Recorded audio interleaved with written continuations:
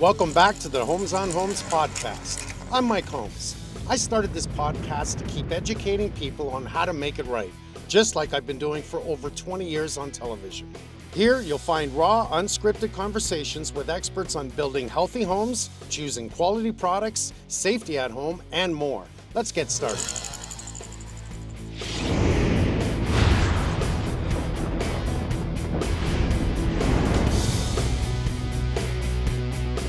Remember 2 years ago, I had two great guys in, and we were on my property cleaning up my pond because of this overgrowth of cattails, whatever you want to call those green things that come up with the brown top. I call them cattails. Since then, it has actually come back. So I have brought back Joe and Nick DeMarco from Weeds Be Gone, and we've already had a subject about this, and it's going in a direction that I think everyone needs to hear. Joe, Nick, great to see you, man.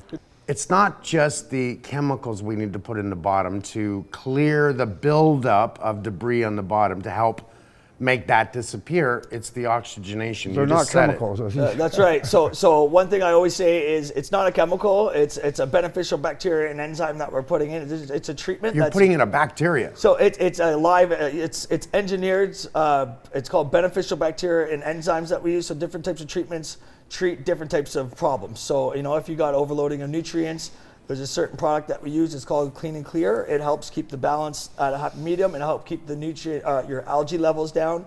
I have these pellets and pucks that we put in that actually physically consume the rotting materials at the bottoms of lakes and ponds. So technically all the problems are coming from the runoff coming into your lake or pond, and it's also coming from what your ponds or lakes are constructed out of as well. So if there's a lot of nutrients in that soil itself, will also determine what kind of weed growth you're getting. And the cattails are a lot of the time from the sides of the ponds are getting a lot of sunlight. So when you're getting the sunlight, it's penetrating down and you're getting a lot of nutrients in that water, and that's when you're gonna get your cattails starting to grow up along the edges of the pond. In the deeper water, you don't normally see that type of growth. So you're getting a lot of sunlight in the shallower water. So over the years of ponds not getting maintained, the water gets shallower. More sunlight gets down to the bottom, more nutrients will build up, and then every year that stuff's rotting, you're getting more muck levels and you're losing your pond, just like what's happening at your place. There's a place in Georgetown by me Yep. that every time I drive by, there are so much cattails, you can't even see the water anymore. Yep. It used to be a beautiful sight. The bridge goes over it. It was beautiful. Right. And now it is so ugly, and I'm thinking, this is what's happening to my house. So is it just as simple if I run? Now, I know that, Joe, you said I need to run an electrical line that's about 1,000 feet away from my house. How am I gonna do that? I'm gonna have to run an 8-gauge line. I'm gonna put it on a 20-25 amp breaker to supply 110 power to the pond to get a fountain in. Can I just oxygenate the water with a fountain? Well, it will work. However, you're not getting the oxygen down to the bottom. Okay, so it will put some oxygen in, but what you want to do is you want to get down to the bottom. We have things called top aerators as well, which is better than a fountain, and it'll keep that water moving for one. And we have solar units where you can actually run solar with these top aerators. So I don't have to worry about electrical anymore? No. We can do solar? Yeah, we can do solar. Okay, so I bought one of those big turbines. Windmills? Yeah. With, I don't know, it was $7,500. I don't know if I got ripped off or not. The idea was they put in 2 aerators at the bottom of my pond. Right. And as the wind blows this thing, it's supposed to bubble from the Diffusers, bottom. right. But it's not doing it enough. You don't have enough air going through those diffusers, right? There's not enough oxygen, so there's not enough oxygen coming out of the diffusers, and what we have is called continuous laminar flow aeration, so we're continuously oxygenating the bottom. So with your unit, you're only getting oxygen when the wind's blowing. So if Like solar, it only works when the sun's out. So with Right. solar, so there's actually a battery powered bank. So it runs on battery as well. So there's a battery pack which charges the batteries over the day, and so there's a way to cycle For 24 solar hours. to battery to the unit, and to go back and Like forth. my garage. That's right. So we're utilizing solar and battery power where there's places that has no power. So when it comes down to using your treatments, and you're asking, if I just put a fountain in, what would happen? Fountains are very aesthetic. It's mostly for aesthetics. You're not getting a lot of oxygen to the bottom. if I'm going to use treatments, the treatments that I use are going to treat the bottom of the pond. If you're going past that thermocline and it's going down to the bottom of the lake or pond, these treatments are going to die off very fast if there's not enough oxygen down at the bottom. So if you're using a product like these pellets and pucks, and they go down and they're trying to eat the muck, there's a lot of like gases, like I explained before. The gases that are at the bottom will kill off the enzyme or the treatments very fast. So by having the oxygen at the bottom makes a healthy environment for this aerobic bacteria to become a live organism and start eating the materials and start dealing with the problem at the bottom of the pond. So we can solve the issue in my pond. Well, right away I'm thinking this could be a big problem because a lot of the ponds everywhere are not being treated, are not being taken care of, like a fish tank, like your pool. That's right. And these are areas where water's flowing from winter snow melt, rain, and I know they're going to end up in the lake. So you kept saying lake. Last year, when I was on my boat, everyone was talking about the growth in the water of these humongous, I don't know, weeds underwater. And everyone was complaining their boats were picking it up, and they were talking to the harbor master saying, we've never seen this growth like this before. What's going on? And they didn't have an answer to that. Is it because the water runoff is taking the nutrients, this is what I'm getting from you, and actually getting to the lake and now affecting the lakes? So that is a main, that has a big player in the game of what's feeding the nutrients from that water is feeding the weed growth. But technically what's going on in the lakes is there's a lot of invasive weeds that have come over from overseas. So boats will carry this on the propellers. You'll get birds will start to bring it in. They eat the weeds and so on, and it gets left behind. And seeds and fragments of these weeds have landed in the Trent Severn waterways and the Rideau Canal, which is taking over the bottom of the lake, and they're very, very invasive. So as you drive your boat through these weeds, they start to spread. Yeah, they get chopped up in the props, and it just spreads the seed. So they float around, and then they can actually go to the bottom. Once they sit floating around for a while, they'll go to the bottom and they'll regrow. So there's a couple different types of weeds that are in the lakes now. It's called milfoil, Eurasian milfoil. And that was the easy one. Excuse me, sorry. So milfoil was the one that was only around before, okay, which is pretty much everywhere, okay? And that was easy to maintain. I mean, they were even using Reward to spray it. And what that did, it just kills the weeds. And who's they? The government? No, different companies are out there that spray. Lake associations will start to use stuff like that. They're still using it. So they still use chemical applications. So what happens with the chemical application, so for this product, for this weed, it's called Eurasian milfoil, there's a product that they put into the water. It's simply a spray. It's a chemical. The chemicals kill the weeds. The weeds now go down to the bottom, and they turn into rotting materials. That's right, so more fertilizer. So what's happening is they're dealing with the problem, not for the future. That's right. Exactly. So they're not dealing with why the problem is happening. They're dealing with the actual problem itself. So it's, what is the cause of the problem? The cause of the problem is lack of maintaining the actual vegetation, overloading of nutrients, and actually, so chemicals are a cheap solution to get rid of the problem quickly, but it's never going to go away using a chemical application. It's a quick fix. It's a Band-Aid, we call it, for weed growth. Okay. Canada has probably the most amount of fresh water in the world in the lakes that we have here in Ontario. We know that the United States gets half the lakes, Canada gets the other half of the lakes. That's our drinking water. That's also where we dump all that crap that everyone uses in their toilet.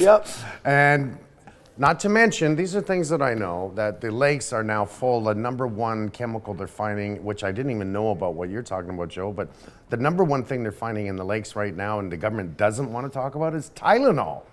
Because we're consuming Tylenol. Oh, honey, I got a headache. We go pee. We pee out what our body doesn't use. That water gets flushed, goes through the treatment plant, and ends up in the lakes. So this is a continuation of more people, more crap, more toilets, more flush, more going to the lake. You're telling me that on top of all of this, we're now getting too much nutrients into the lake that's growing more weeds, What does this say for the future of water in our lakes? We got a big problem. I mean, I've been doing this for almost 30 years. And what we're seeing now, you can't even put your feet in the water. The fish are dying. You can't even, there's no oxygen for the fish, let alone let my dog in there or go swimming in these places, right? And it is a huge problem. I'm gonna tell you something. And now it's not just the milfoil. You've got something called stony storewort. It's called starry stonewort. Right. Starry stonewort, and it's Okay. actually an algae. So milfoil was That was easy to take was care our of. first problem. Okay, so when we had milfoil, my dad and I used to go out on a little tin boat. We'd cut the weeds. They'd float to the top. And then we we'd go basket them all up. You have to pick up all your cuttings, okay? You want to make sure you pick up all the cuttings so the weeds don't float away somewhere else and start to regrow. When you cut milfoil, it spreads like crazy. So people have to deal with the problems. I want to go swimming in my waterfront.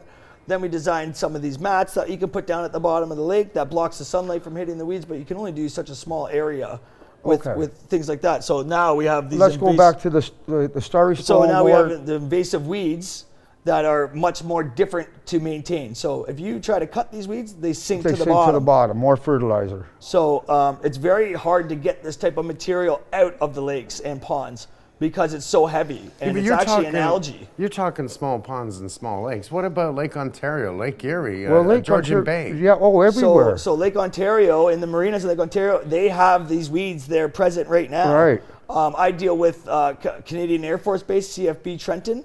They have a very big problem with starry stonewort. So we used to just harvest these weeds. You harvest the weeds, they grow back. You cut them, they grow back. So we came up with, we started doing aeration systems with treatments, and we're actually getting rid of the nutrients not only in the muck, in the actual water column itself. So the new weeds are actually based on the nutrients in the water because it's actually an algae. It's a plant-looking material, but it's actually an algae. So it's called Chara, Cara. People call it different names. It's called Chara, Cara, and starry stonewort is in the same family, which is now taking over the Chara. So what's happening is it's matting the bottoms of the lakes. Right. The Great Lakes. The Great Lakes, ponds, everywhere. All the lakes. So pretty much every body of water has the opportunity of this coming in through either birds bringing them in, rivers coming through people's ponds. And boats. Right. Big So boats. we're seeing more and more of these weeds everywhere now. And what we started seeing too, Mike, is that where we started working on that was first time we ever did the work back in the day, was on the Trent Sever waterways, and they are totally full of weeds, pretty much all the lakes. Okay, so I get a lot of questions asking me, I'm looking for a cottage. I said, well, you want to find something with deep water and rock. So the shallower the water, the more issues you have. And in through Apsley, Halliburton, Lake Rosso, and that, it wasn't really an issue before.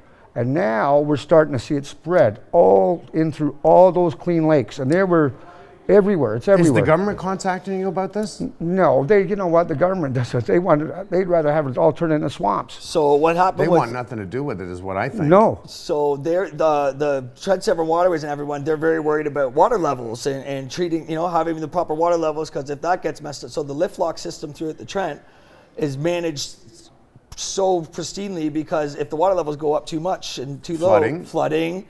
Now you're getting a lot of runoff that's coming in, and so a lot of the problems they're dealing with is people's homes getting flooded out and so on. So now what's happening is, after the years of being unmaintained, it's now, the problem has arisen so much now that you're getting weeds in water where you didn't have it before. And I'll tell you why it's happening, Mike, because every year when you lose depth, you now have shallower water. So people I get customers that'll call me all the time. I had 10 feet of water when I moved in here 15, 20 years ago.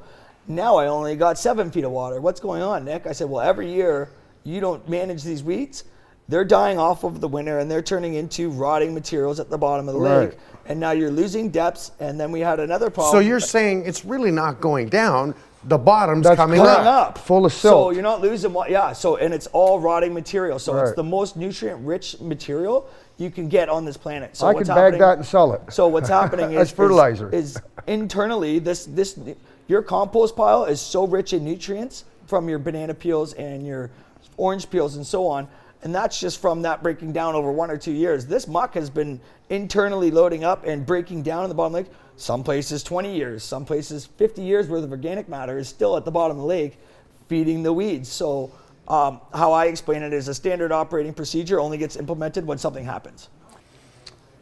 So, I think of history because you went back 50 years. How about we go back 100 years or 1,000 years? Let's go back 100 years. The population wasn't so big.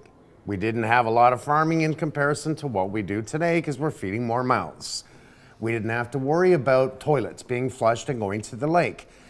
The more population, first speculation in population is that we are killing the environment. We are causing all of the off-gassing that's going into the atmosphere. We are changing the heat, but it's the sun that is already hot. Well, we are affecting, mankind is affecting the weather.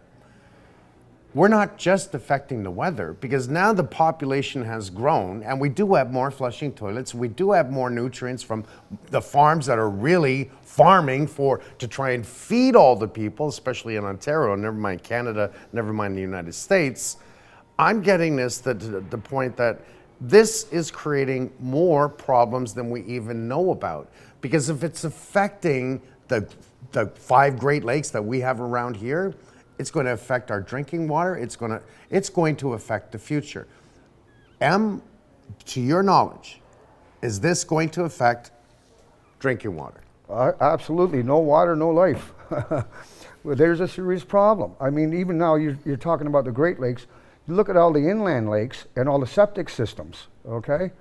And believe me, they're not 100%. We're adding more and more. We're adding more and more to the lakes. What's a way of helping to solve this, to your knowledge? Well, with what we're doing through aeration, and it's got to be maintained. So, for instance, I've got a colleague in the U.S. that does aeration. That's how I got onto it, through my uncle, anyways. And the government there. They're running miles and miles of airline through the lakes and putting diffusers in. At the bottom. At the bottom. So they're running almost 1 kilometer to 2 kilometers of self-sinking airline for one diffuser. Okay, so like if you got to go out, so a million feet of airline. The amount of oxygen that we're putting off with one diffuser, so it's not just creating a bubble, so it's called dissolved oxygen. So if you have to use a proper diffuser to get the oxygen dissolved into the water. So once your DOs are up, not only at the top of the water, at the bottom of the water column as well. So what happens is once we break that thermocline, we make the temperatures from the bottom to the top are actually very similar, opposed to when you have the thermocline, you go down to the bottom, the water temperature is significantly different than the top.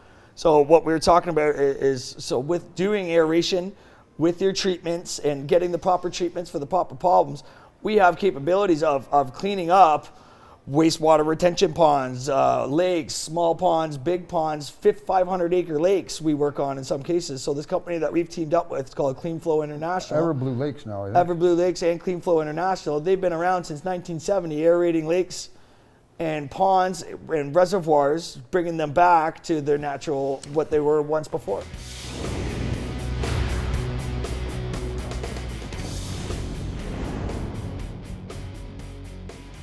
If you like the show, check out the episode page on makeitright.ca for more tips. Listen on Spotify, Apple Podcasts, YouTube, and Amazon Music. Subscribe so you don't miss an episode.